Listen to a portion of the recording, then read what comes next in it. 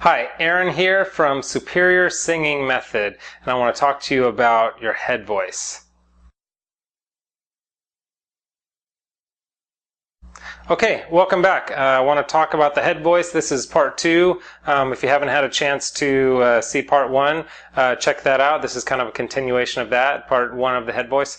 Head voice, what I talked about in the last video was I told you I was going to talk to you about the head voice versus falsetto. So what I want to give you toward the end of the video, actually throughout the video, is just let you know how you know the difference between head voice and falsetto voice. And I also want to tell you where to get, at the end I'll tell you how to get some more free videos and kind of free stuff as well.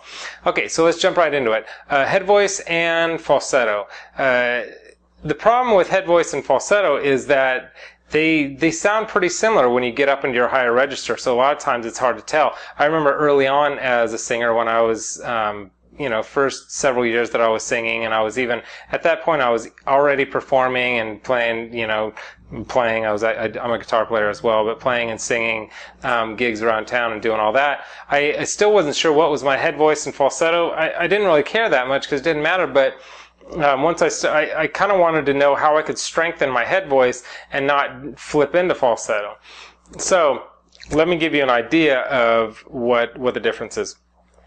With head voice, head voice is a light sound. So head voice is it's like that whoo whoo sound, and so it's a light sound. But with falsetto is an even lighter sound. When head voice is isolated, the whoo sound it's a really light sound when it's not mixed with your chest voice, which is actually ideal, is to get that kind of blend, that mix of both. But by the way, am I disappearing into the white background here with my white shirt? I'm like floating. Hey. Okay, I digress. Back to the head voice.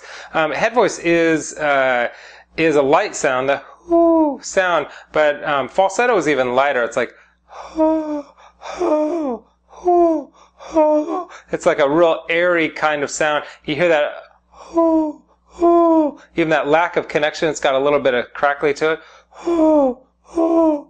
Oh, that's because my vocal cords are split apart. That's why I'm doing this. I'm not just like, hey man.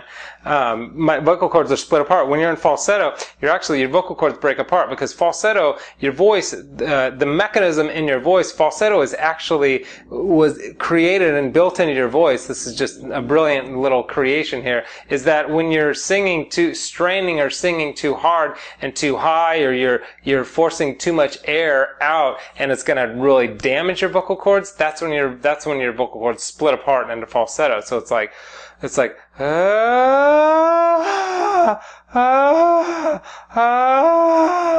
the vocal cord closure in your head voice is so it's kind of a funny sound, but that's the basic difference. But a lot of times once you get up there, it's kind of hard to tell which is which. But it's that connectedness, that connected vocal cords gives you a more pure sound. That's why when if you can back off into a whisper, like for instance, if I'm like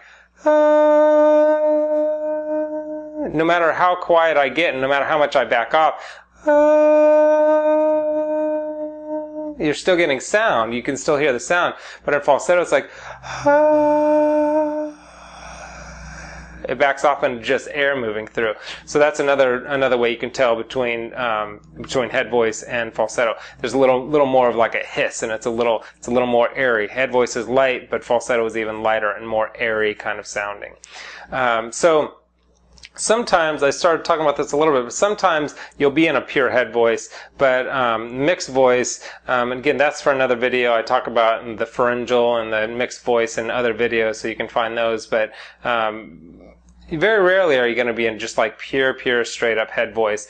Better than that is getting a mixed voice, so you can get your head voice high notes, but also a little bit of the blend of the chest voice and the pharyngeal, which is for another video as well, to get a nice powerful sounding higher notes, that's more like commercial type sound, that type of stuff you hear on the radio. It's usually somewhere in, people are singing in their mix range. So if you want to be a singer, if you want to sing, but you're kind of doubting and you're questioning, is it possible for me to become a singer? Because when I open my mouth to sing, it's like, people run out of the room, or whatever it is for you.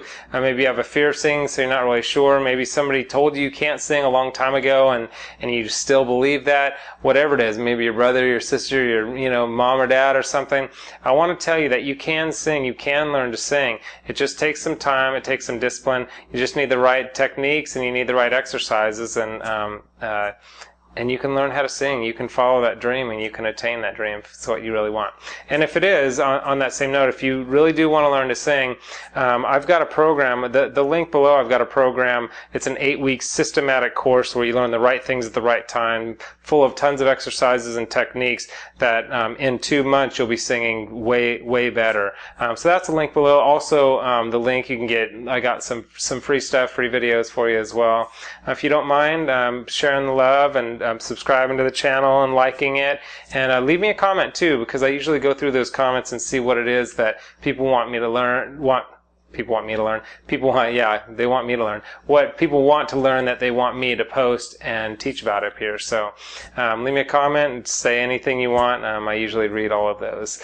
Okay, so I hope you're well, and I hope this has been helpful.